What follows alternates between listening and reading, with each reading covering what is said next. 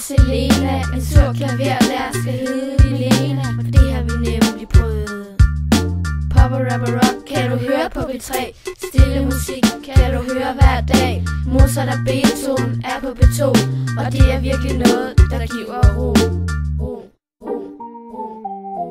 Jeg vil bare gerne være popstjerne. Jeg vil bare gerne kunne spille musik. Jeg vil bare gerne kunne elske musik. Elske musik.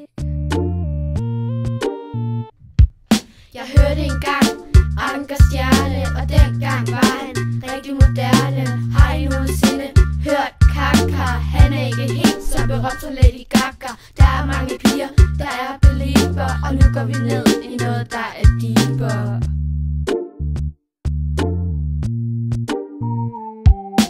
Jeg vil bare gerne være popstjerne.